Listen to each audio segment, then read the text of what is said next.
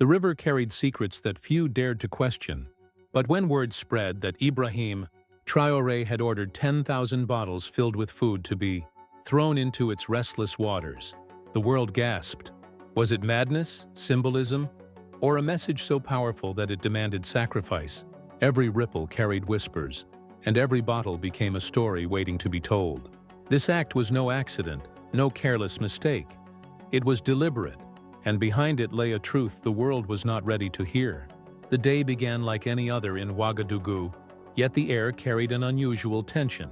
Soldiers lined the roads, their faces grim, their eyes focused on the task ahead. Trucks loaded with crates of bottles crept toward the banks of the river, guarded as though they carried treasure. The people watched in silence, some with curiosity, others with suspicion. Rumors had already begun to spread through the crowded markets and narrow alleys. "Why throw food into the water when children still go hungry?" they asked. Mothers clutched their children, old men shook their heads, and merchants leaned over their stalls whispering theories that blended fear with awe. When Captain Ibrahim Traoré finally arrived, his presence was magnetic, commanding and unsettling. He stood tall, the sun glinting off his uniform, his eyes locked not on the crowd, but on the flowing current of the river. Silence fell upon the gathering as if nature itself had paused to listen. He raised his hand, signaling the beginning of what would soon be remembered as one of the most shocking spectacles in the nation's history. The soldiers began their work, lifting crate after crate, bottle after bottle, and hurling them into the rushing waters. Each splash echoed like a drumbeat, reverberating through the chests of those who watched. 10 bottles became 100, 100 became 1,000, and soon the surface of the river was alive with floating vessels. Children clambered to the edges, pointing with wide eyes. Some men waded into the waters, reaching for the bottles, only to be stopped by the soldiers. This was not food to be eaten. This was a message, a protest, an act of defiance. Traoré's voice finally cut through the murmurs, low and steady, carrying across the crowd like a wave. "We feed not the river but the future," he declared. "We sacrifice today so that tomorrow remembers." But what did he mean? The explanation was not so simple. Behind this act lay a storm of politics, betrayal, and resistance. Burkina Faso had long stood at the crossroads of history, a land rich in spirit but bound by chains of dependency. Foreign aid arrived in containers, stamped with flags not of Burkina Faso, but of powers that dictated the nation's future. The food that came was not a gift, it was a leash. Hidden within those bottles was a story of manipulation, contracts signed in shadows, promises made in boardrooms thousands of miles away, deals that forced a proud people into submission. Some villagers swore they saw one bottle wash up on the far banks, its contents untouched, as though the river itself had chosen to preserve a fragment of the act for future generations to find. Traoré, in the solitude of his chambers, reflected on the risk he had taken. He knew hunger would come, that critics would multiply, that enemies would seize this moment to paint him as a tyrant. But he also knew that freedom was never bought cheaply, and history never remembered the timid. The days that followed were filled with both silence and noise, a strange duality that hung over the land. In the city, officials argued behind closed doors, their voices rising and clashing like steel against stone. Abroad, journalists dissected every detail of the spectacle, their reports dripping with both admiration and contempt. But among the people, a different kind of conversation took root. Children asked their mothers why a leader would throw away food, and mothers answered with words they themselves were still struggling to believe, because some food is poisoned, and not all gifts are blessings.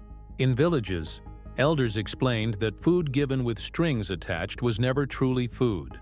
It carried the weight of obligation, the burden of submission.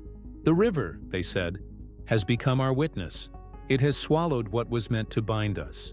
Now it carries away our chains." This interpretation spread quickly, like fire jumping from one dry field to another, igniting a sense of pride that had long been buried under years of dependency. For many, hunger was not new. What was new was the idea that hunger could be endured with dignity, that sacrifice itself could be a weapon. Foreign ambassadors, watching with growing unease, scrambled to issue statements. They called the act dangerous symbolism and warned of humanitarian crises. Yet their words seemed hollow in the ears of the people, who had seen the spectacle with their own eyes. A leader who rejected charity that came with shackles suddenly seemed larger than life, someone who was willing to risk everything for sovereignty. The young especially felt awakened. University students painted slogans on walls, artists carved images of bottles drifting away in the river, and singers composed ballads that spoke of the moment the nation chose to rise. Traoré himself remained calm, but behind his calm exterior was the weight of a storm. He knew the international reaction would not stop at words. Sanctions, pressure, even threats. They would come, and they would come hard. But he also knew that hesitation would only weaken the spirit he had just ignited. He told his advisors, "If the world condemns us for choosing freedom, then let it condemn. History will absolve us." On the third day, a delegation of foreign envoys demanded an audience. They carried with them papers, contracts, and arguments. They accused him of risking famine, of endangering his people, of irresponsibility. But as they spoke, Traoré said nothing. He simply listened, his face unreadable. When the last of them finished, he rose slowly, walked to the window, and gestured toward the river in the distance. "Look at that water," he said. "Do you think it asks permission to flow? Do you think it fears the stones it passes? No. It carries on, free. That is what my people must become." His words silenced the room. None dared answer. Meanwhile, in the countryside, farmers began to talk about planting differently, about refusing seeds and fertilizers that came from foreign hands. They dreamed of growing with what they had, of standing on their own soil without waiting for instructions from abroad. It was not easy. Nothing about this new path promised ease, but it carried with it a pride that made even hardship seem noble. Young men volunteered to guard fields. Young women organized groups to share and store what little they had. Hunger was present, yes, but so was solidarity. In the cities, not everyone agreed. Some merchants cursed the act, claiming it hurt their trade. Some families wondered how long they could endure without outside aid. Whispers of dissent rose, and critics took to whatever platforms they could find to denounce the move. Yet even in criticism, the power of the gesture lingered. They might call him reckless, but they could not call him weak. Late one night as the city slept, Ibrahim Traoré walked alone by the banks of the river. The moonlight shimmered across the water, and he imagined the bottles drifting far away, carrying with them the unspoken defiance of his people. He knew history was watching, that the world would one day tell this story either as madness or as courage, and as he stood there, a thought crossed his mind. Sometimes, the difference between madness and courage is not the act itself, but whether people believe in its purpose. The following weeks tested that belief. Prices rose, markets strained, and the pressure mounted. Yet the people did not break. Instead, a quiet resilience grew. Street vendors gave away scraps to those who had less. Families shared what they could. Neighbors leaned on neighbors. What might have torn them apart instead drew them closer together. Bound not by abundance but by a shared sacrifice, across Africa leaders watched closely. Some dismissed him as a dangerous rebel. Others envied his boldness. In hidden corners of power, conversations began. Could this be the spark that reignited Pan-African unity? Could one act of defiance against the structures of dependency inspire others to follow? For centuries, foreign powers had thrived on division. But now one man's defiance threatened to awaken a collective memory of strength. And still, Traoré pressed forward. He did not retreat, did not apologize, did not explain further. The act itself is the explanation, he told his closest confidants. The world is built on symbols. Let ours be unbreakable. His belief was not in the bottles themselves, but in what they represented. The choice to refuse chains, even if those chains were made of bread. Months later, people still spoke of the day the river was fed. They told it as legend, as parable, as warning, depending on who spoke. Some said the river itself had grown stronger, swelling with pride. Others swore that they had seen strange lights along its banks, as though the spirits of the ancestors had come to bear witness. Children reenacted the scene in their games, tossing stones into the water and shouting, "For freedom!" The act had transcended politics. It had become myth. Ibrahim Traoré sat in his office one evening, reading a report from a village chief who wrote, "We have less now, but we feel more alive. We do not know if tomorrow will be better, but for the first time, we believe it can be ours."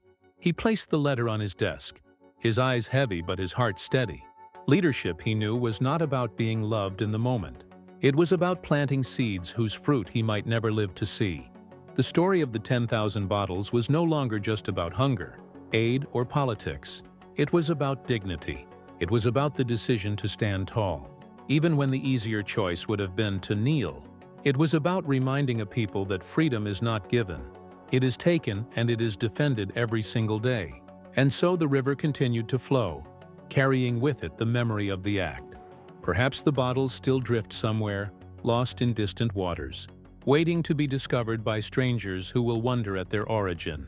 Perhaps they have sunk, resting on the riverbed, silent witnesses to a moment of defiance. Or perhaps, in some way unseen, they have dissolved into the current itself, becoming one with the lifeblood of the nation. For the people of Burkina Faso, the question of whether Traoré was a hero or a fool remained open, but one truth could not be denied. He had made them feel something long forgotten. He had made them remember that dignity, once awakened, is impossible to put back to sleep.